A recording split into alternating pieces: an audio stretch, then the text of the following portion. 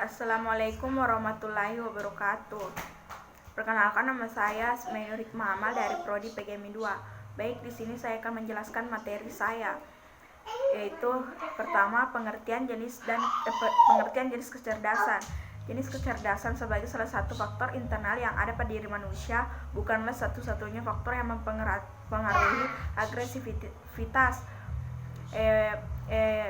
Faktor eksternal ini meliputi lingkungan sosial berupa teman sekelas, dosen, karyawan, dan lingkungan non-sosial berupa gedung kampus, ruang kelas, kurikulum, dan lain-lain.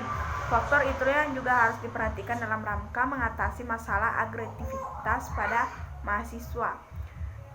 Kedua, jenis-jenis kecerdasan, yaitu yang pertama, kecerdasan majemuk. Manusia dikenal sebagai makhluk Tuhan yang paling cerdas. Kecerdasan yang dimiliki manusia menempatkan sebagai sebaik-baiknya ciptaan Tuhan. Sayangnya, sebagai potensi dasar kecerdasan manusia yang sangat banyak tersebut kurang tergali secara optimal. Salah satunya, upaya optimalisasi kecerdasan itu adalah mengembangkan seluruh potensi kecerdasan yang dikenal dengan kecerdasan majemuk. Hal yang latar belakangi standar kecerdasan dan gagasan rasionalisme, di mana kecerdasan manusia hanya ditinjau dari skala tingkat IQ yang tinggi.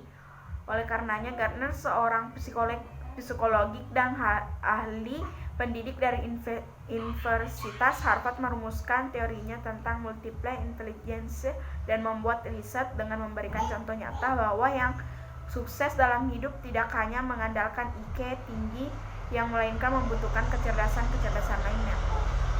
Macam-macam kecerdasan majemuk, yaitu kecerdasan linguistik, kecerdasan matematis logis, kecerdasan spasial atau ruang visual, kecerdasan kinestik badani, kecerdasan musikal, kecerdasan interpersonal, kecerdasan naturalis atau lingkungan, dan kecerdasan eksistensial. Yang kedua, kecerdasan intelektual. Kecerdasan intelektual adalah kecerdasan yang digunakan untuk memecahkan masalah logika maupun strategi. Kecerdasan intelektual atau yang sering disebut sebagai inteligensi menurut Kamus Besar Bahasa Indonesia merupakan daya reaksi atau penyesuaian secara tepat baik secara fisik maupun mental terhadap pengalaman baru, atau membuat pengalaman dan pengetahuan yang telah dimiliki siap untuk dipakai apabila dihadapkan pada fakta atau kondisi baru. Yang ketiga, kecerdasan emosional. Emosi adalah perasaan tertentu yang bergejolak dan dialami seseorang serta berpengaruh terhadap kehidupan. Oleh karena itu, pengelola emosi sangat dimungkinkan agar kekuatan yang terkandung dalam emosi dapat dimanfaatkan secara positif. Pentingnya kecerdasan emosional dalam kehidupan seseorang telah disitir oleh Goleman yang mengatakan bahwa kecerdasan bila tidak disertai dengan pengelolaan emosi yang baik tidaklah akan menghasilkan seseorang sukses dalam hidupnya. Pendapat telah menunjukkan bahwa kualitas intelijensi kecerdasan dalam ukuran intelektual atau tataran kognitif tinggi dipandang sebagai faktor yang mempengaruhi keberhasilan seseorang dalam belajar atau meraih kesuksesan dalam hidupnya. Kecerdasan emosional ini semakin perlu dipahami, dimiliki, dan diperhatikan dalam pengembangannya, mengingat kondisi kehidupan dewasa ini semakin kompleks. Kehidupan yang semakin kompleks ini memberikan dampak yang sangat buruk terhadap konsentrasi kehidupan emosional seseorang.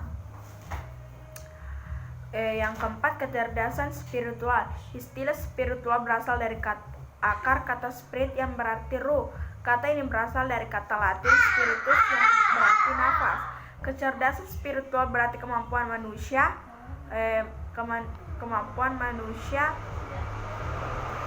untuk dapat mengenal dan memahami diri sepenuhnya sebagai makhluk spiritual maupun sebagai bagian dari alam semesta.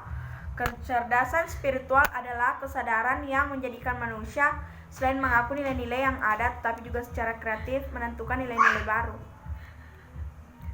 Baik, adapun kesimpulan dari materi saya, yaitu profesionalisme kerja seorang auditor sangatlah penting dilakukan atau dilaksanakan karena dapat memberikan kontribusi dan pelayanan yang optimal kepada pemakai jasa auditor dan pengambilan keputusan.